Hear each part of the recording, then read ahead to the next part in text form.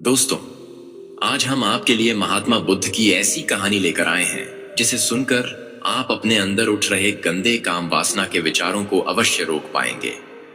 उससे पहले अगर आप भी भगवान बुद्ध को दिल से मानते हैं और उनके सच्चे भक्त हैं, तो कहानी को पूरा सुने और चैनल को सब्सक्राइब करके रखिए। एक बार एक युवक गौतम बुद्ध के पास आया और गौतम बुद्ध से बोला कि हे महात्मा, मेरे मन में इतने गंदे विचार क्यों आते हैं? मैं नहीं चाहता कि मेरे मन में गंदे विचार आए, फिर भी मेरे मन में हमेशा काम वासना के विचार चलते रहते हैं और मैं इनके बारे में सोच सोचकर बहुत परेशान हूं। मेरी ऊर्जा और समय यह सब सोचने में ही नष्ट हो जाता है और इन सब विचारों की वजह से मैं कभी भी शांत नहीं रह पाता और मैं हमेशा ही स्त्रियों को देखकर मोहित हो जाता हूं, अपने आप को रोक ही नहीं पाता। बुद्ध मुस्कुराए और उन्होंने उस युवक से पूछा, क्या तुम्हें पता है ये काम वासना होती क्या है? फिर उसने उत्तर दिया और कहा, महात्मा, मैं यह तो नहीं जानता कि काम वासना होती क्या है, पर हां, यह जो भी है बहुत बुरी चीज है। फिर बुद्ध ने उस युवक से कहा कि सबसे पहले तो तुम्हें यह समझना है कि प्राकृतिक रूप से जो भी चीज हमारे अंदर है वह बुरी नहीं है। हमारे जीवन में उसकी कुछ ना कुछ जरूरत है।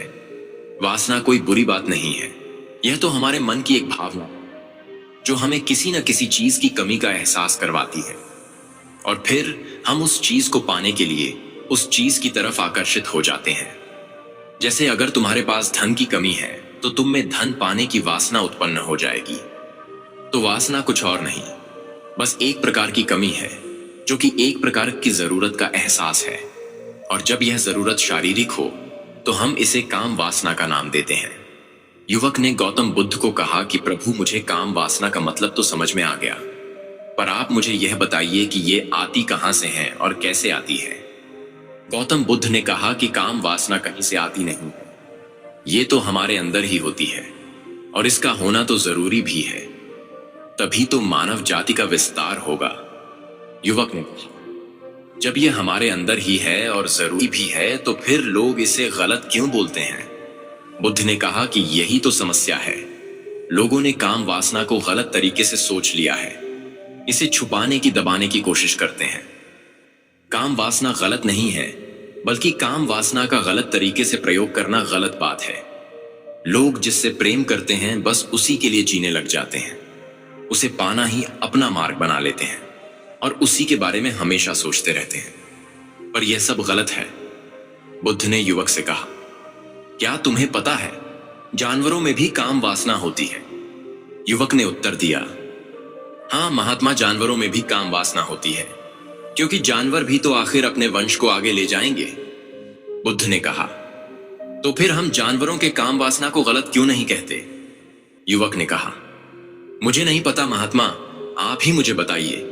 गौतम बुद्ध ने कहा कि जानवर अपनी काम वासना का प्रयोग आनंद प्राप्ति के लिए नहीं करते, वह तो सिर्फ संतान उत्पत्ति करने के लिए काम वासना का उपयोग करते हैं। जानवरों को प्रकृति ने इतनी समझ नहीं दी कि वह काम वासना को अपने सुख का आधार बना सके। मनुष्य अपनी समझ के बलबूते पर प्रकृति में पाई जाने वाली प्रत्येक वस्तु को अपने सुख के लिए प्रयोग करता है। हम इंसानों ने ही काम वासना को अपने सुख का साधन बना लिया है, जबकि प्रकृति ने तो हमें अपने वंश को आगे अग्रसर करने के लिए दिया था, लेकिन इंसान ने इसे अपने जीवन का परम लक्ष्य बना रखा है और इस तरह से काम वासना का आ जाना गलत है। युवक ने पूछा, महात्मा जी, यह काम वासना हम पर हावी क्यों होती है? क्यों यह हमेशा आ जाती है? तब गौतम बुद्ध ने कहा कि सुनो, अब जो मैं तुम्हें बताऊंगा उसे तुम ध्यान पूर्वक सुनना।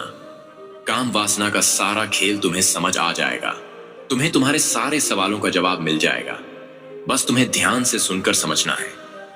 एक बार की बात है, एक आश्रम में गुरु और उनके शिष्य रहा करते थे, जो रोजाना आश्रम के बाहर स्थित गांव में भिक्षा लेने के लिए जाते थे। उस आश्रम का एक शिष्य जिस गांव में भिक्षा लेने जाता था, उस रास्ते में एक नदी मिलती थी। एक दिन उसने देखा कि एक युवक वृक्ष के पीछे छिपा है। वह उस युवक के पास गया और उससे जाकर बोला, भाई, तुम इस वृक्ष के पीछे छिपकर क्या देख रहे हो? युवक ने कहा, अरे तुझे नहीं दिख रहा क्या कि मैं क्या देख रहा हूं? तब शिष्य ने नदी की तरफ देखा तो वहां पर कुछ युवतियां पानी भर रही थीं। तब उसने उस युवक से कहा, अरे भाई, वहां पर तो युवतियां पानी भर रही हैं। इसमें छिपकर देखने वाली क्या बात है? तब वह युवक शिष्य की तरफ देखकर उससे कहता है, अरे पागल, तुम्हें दिखाई नहीं दे रहा क्या कैसे यह परियां नदी से पानी निकाल रही है? जरा उनकी अदाओं को तो देखो, उनके कोमल शरीर को देखो, उनकी पतली कमर मटके को उठाते समय बल खाती है और उनके बाल उनकी कमर पर कैसे लहरा रहे हैं, मानो सुंदरता बयां कर रही हो। शिष्य ने फिर नदी की तरफ देखा और इस बार वह इसे देखता ही चला गया। अभी तक तो कुछ भी नजर नहीं आ रहा था और वह बिल्कुल निर्भय था। उसे किसी भी बात का कोई डर नहीं था, लेकिन अब वह छिपने लगा और उन युवतियों को देखने लगा। और जब वह छिपकर उन युवतियों को देख रहा था, तभी वह अचानक अंदर से कांप गया और उसने कहा कि यह मैं क्या कर रहा हूं? मैं जो कर रहा हूं वह सही नहीं है, मुझे यहां से चले जाना चाहिए। और फिर वह जल्दी से वहां से चला गया। वह आश्रम पहुंच जाता है। आश्रम जाकर वह अपने कार्यों में लग गया, लेकिन जो अभी वह देखकर आया था वही उसकी आंखों के सामने बार बार आ रहा था। उसके मन में वही दृश्य चल रहा था। उसका मन वही सब कुछ देखने के लिए उतावला हो रहा था। उसका किसी भी काम में मन नहीं लग रहा था। सुबह होते ही वह जल्दी ही भिक्षा के लिए आश्रम से निकल जाता और उस नदी के पास वाले वृक्ष के पास जाता जहां पर वह युवक पहले से मौजूद रहता था। उसके साथ मिलकर युवतियों को छुप छुप कर देखता था। अब वह रोज ऐसा करने लग गया। यह उसके रोज का काम हो गया। अब उस शिष्य का मन किसी भी काम में नहीं लगता था। वह हमेशा ही किसी न किसी प्रकार के विचार में उलझा रहता। वह आश्रम के कार्यों को भी ठीक तरीके से नहीं कर रहा था। न वह ठीक से सो पाता था, न वह ठीक से खाना खा पाता था। उसका मन बेचैन सा रहता था। उसका मन बार बार उन युवतियों के सौंदर्य को देखने के लिए लालायित होता रहता था। जब गुरु दीक्षा देते तब भी उसका मन कहीं और विचारों में खोया रहता था। गुरु ने अपने शिष्य की इन हरकतों को भांप लिया था। तब एक दिन गुरु ने शिष्य को अपने पास बुलाया और कहा कि आज से मैं भी तुम्हारे साथ भिक्षा मांगने चलूंगा। तुम और मैं साथ साथ भिक्षा मांगने चलेंगे। तभी शिष्य गुरु को मना करते हुए बोला, नहीं गुरुदेव, आप परेशान क्यों हो रहे हो? मैं अकेला ही ठीक से भिक्षा मांग सकता हूं। गुरु ने शिष्य से कहा कि ठीक है, तुम अकेले ही भिक्षा मांगने जाओ। शिष्य तुरंत वहां से भिक्षा मांगने के लिए निकल गया। उसके जाने के बाद गुरु भी आश्रम से निकल गए और शिष्य का पीछा करने लगे कि वह कहां जाता है, किससे मिलता है। यह सब देखने के लिए उसके पीछे पीछे चलने लगे। कुछ आगे जाने के बाद गुरु ने देखा कि उनका शिष्य एक युवक के साथ एक वृक्ष के पीछे अपराधी की तरह छिपा हुआ है और छिपकर कुछ देख रहा था। गुरु भी अपने शिष्य के पीछे गए कि आखिर उनका शिष्य क्या देख रहा है, जिसे देखने के लिए वह वृक्ष के पीछे अपराधियों की तरह छिपा हुआ है। गुरु ने देखा कि उनका शिष्य वृक्ष के पीछे छुपकर युवतियों को देख रहा था जो कि नदी से पानी भर रही थी। तभी गुरु ने शिष्य को कहा कि तुम क्या देख रहे हो? अपने गुरु की आवाज सुनकर वह शिष्य घबरा गया और उसके पसीने छूटने लगे। वह थर थर कांपने लगा, जैसे किसी चोर को चोरी करते समय रंगे हाथों पकड़ लिया हो। उसकी हालत खराब हो गई। वह कुछ भी नहीं बोल रहा था। उसके मुंह से कुछ टूटे फूटे शब्द ही बाहर निकल रहे थे। वह अपने गुरु से नजर भी नहीं मिला पा रहा था। गुरु ने शिष्य की तरफ देखा और कहा कि मेरा शिष्य तो निर्भय था, उसे तो किसी भी चीज का डर नहीं था, लेकिन यह क्या, तुम तो डर के मारे कांप रहे हो। शिष्य ने गुरु से कहा कि मुझे माफ कर दो गुरुदेव, मेरा इसमें कोई दोष नहीं है। उस युवक ने मुझे बहका दिया था, लेकिन आपसे मैं वादा करता हूं कि आज के बाद मैं ऐसा कभी दोबारा नहीं करूंगा। मुझे माफ कर दो। गुरु ने शिष्य से कहा कि कोई बात नहीं, पर इस बात का तुम ध्यान रखना कि हम जैसी संगति करते हैं वैसा ही फल हमें प्राप्त होता है। उसके विचार हमारे अंदर प्रवेश करते, इसीलिए अच्छी संगति करो जिससे तुम्हारे अंदर अच्छे विचारों का प्रवेश हो। फिर गुरु और शिष्य आश्रम लौट आए और फिर से आश्रम के कार्यों पर ध्यान देने लगे। उसने उस रास्ते को त्याग दिया और दूसरे रास्ते से जाने लगा। वह अपने काम को ध्यान से करता, लेकिन धीरे धीरे उसके अंदर क्रोध उत्पन्न हो गया और फिर वह दूसरों पर क्रोध करने लगा और बेचैन रहने लग गया। अब वह सही समय पर भोजन भी नहीं करता था। वह भोजन भी बहुत कम खाता था। एक रात गुरु शिष्य के पास आए और उसे बोले कि अब तक तुम कितनी बार अपने वादे से मुकर चुके हो। यह सुनकर शिष्य अपने गुरु के चरणों में गिर गया और रोने लगा। रोते रोते ही उसने गुरु से कहा कि गुरुदेव, मैं कई बार अपना वादा भूला हूं, फिर वादा कर लेता हूं, लेकिन हर बार मैं वादा भुला देता हूं। मेरा मन मेरे नियंत्रण में है ही नहीं। मैं बहुत कोशिश करता हूं कि मैं अपने मन से सारे बुरे विचारों को निकाल डालूं, लेकिन मैं चाहकर भी ऐसा नहीं कर पा रहा हूं। फिर गुरु ने शिष्य को कहा कि चलो मेरे साथ। गुरु ने शिष्य को आश्रम के बगीचे में लेकर गए और शिष्य से कहा कि देखो, यहां पर कुछ नाली बनी हुई है जिससे नदी का पानी इन पौधों तक आ रहा है, और यह पानी एक निरंतर भाव से बह रहा है। क्या तुम इस पानी के बहाव को रोक सकते हो? शिष्य ने कहा कि हां गुरुदेव, मैं इस बहाव को रोक सकता हूं। फिर शिष्य ने मिट्टी उठाकर उस नाली में डाल दी। वह पानी कुछ देर के लिए रुक गया और फिर कुछ समय बाद मिट्टी के ऊपर से पानी बह गया। गुरु ने शिष्य से कहा, अरे यह क्या, यह तो पानी रुका ही नहीं। फिर शिष्य ने कुछ मिट्टी पत्थर उठाकर उस नाली में डाल दिए और फिर कुछ समय के लिए पानी रुक गया, लेकिन फिर उस पत्थर के ऊपर से पानी निकल आया। फिर गुरु ने कहा कि यह क्या हुआ, पानी तो फिर से बह गया। तुम तो बोल रहे थे कि तुम इसे रोक दोगे। क्या हम किसी काम को रोकना चाहे तो क्या हम उसे रोक नहीं सकते? तब शिष्य ने कहा, कोई बात नहीं गुरुदेव, मैं इस पानी को तो आपको रोक के दिखाऊंगा। वह फिर से एक भारी सा पत्थर लेकर आया और उसे नाली पर डाल दिया और पानी रुक गया। तब गुरु से कहा कि देखा गुरुदेव, मैंने कहा था ना कि पानी को मैं रोक दूंगा। मैंने पानी को रोक दिखाया, आपकी बात मैंने पूरी कर दी। गुरु मुस्कुराए और बोले, अच्छा जरा ध्यान से देखो, क्या ये रुक गया? वो तो पीछे की नाली से बाहर आ गया और अगल बगल से बह रहा है। और ध्यान से देखो, इस पत्थर के आगे भी आ गया और यह पानी अपना रास्ता बदलकर फिर से आगे की तरफ बह जाएगा। और फिर कुछ देर बाद ऐसा ही हुआ। फिर गुरु ने शिष्य को समझाया कि तुम्हारे साथ भी तो ऐसा ही चल रहा है। तुम बार बार प्रयास कर रहे हो, पर हर बार तुम्हारा प्रयास टूट रहा है और यह हमेशा टूटता ही रहेगा। तुम कितना भी मिट्टी पत्थर रख लो, लेकिन पानी तो अपना रास्ता बना ही लेगा। यह सब देखकर शिष्य ने गुरु से कहा कि हे गुरुदेव, क्या कोई तरीका नहीं है जिससे मैं गंदे विचारों से बाहर निकल सकूं और यह मेरे मन में आए ही नहीं?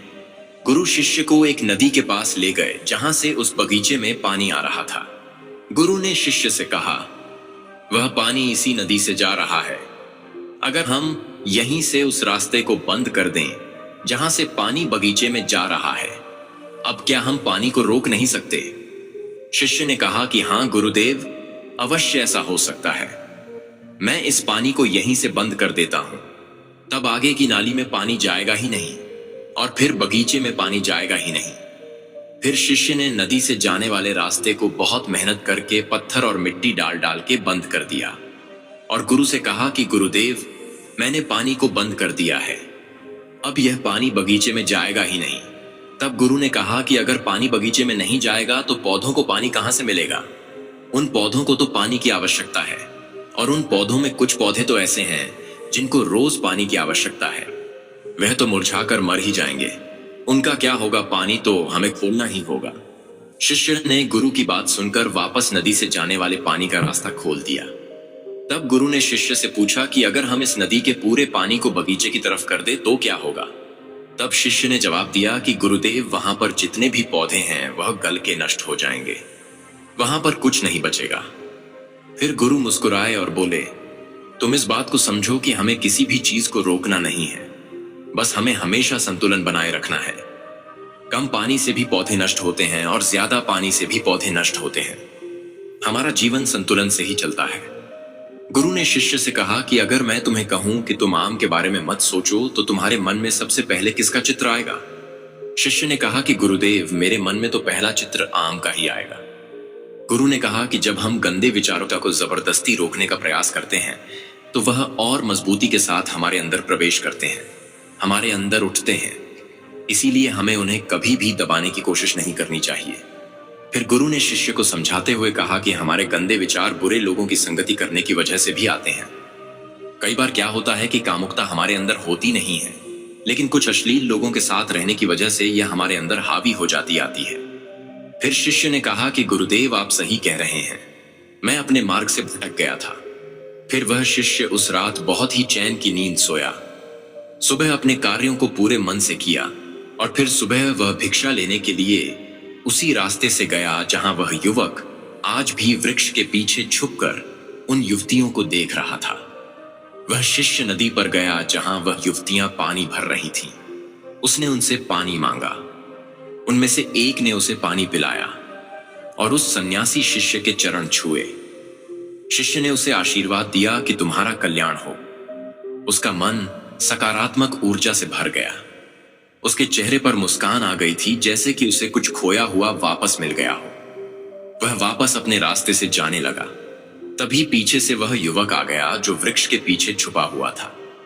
वह शिष्य के पास आया और बोला कि क्या बात है, आज तो तुमने नजदीक से दर्शन कर लिए, तुम तो मुझसे भी आगे निकले। तब शिष्य ने कहा कि हम हमेशा दूसरे के दर्शन करने में ही व्यस्त रहते हैं, अपने दर्शन कर ही नहीं पाते। तुम कब तक इस वृक्ष के पीछे छुपते रहोगे? किसी को पसंद कर लो, उसे बोल दो। अगर वह भी तुम्हें पसंद करती है तो शादी कर लो, और उससे पहले तुम कुछ बन जाओ। अपने आप को पहचान लो, ऐसे अपना समय बर्बाद मत करो। फिर वह युवक रोज उससे मिलने लगा और उस युवक ने नदी पर जाना त्याग दिया। और फिर वह युवक अपने जीवन में कुछ बनने के लिए संघर्ष करने लगा। तो तुमने देखा संगति का असर क्या होता है। अपनी संगति बदलो, अपने विचार बदलो। बुद्ध ने युवक से पूछा कि क्या तुम्हें तुम्हारे सारे सवालों का जवाब मिल गया? तब युवक ने कहा कि हाँ महात्मा जी, आपका बहुत बहुत धन्यवाद। तब गौतम बुद्ध ने युवक से कहा कि जब तुम्हारे मन में गंदे विचार आए तब आप अपने आप को दोषी मत मानो। केवल उन विचारों में संतुलन बनाने का प्रयास करो और अपने आप को पहचानो। धन्यवाद दोस्तों। आप इसके बारे में क्या सोचते हैं? कमेंट में जरूर बताइएगा। और वीडियो अच्छी लगी हो तो वीडियो को लाइक और रोजाना ऐसी वीडियो देखने के लिए हमारे चैनल को सब्सक्राइब जरूर करें। धन्यवाद।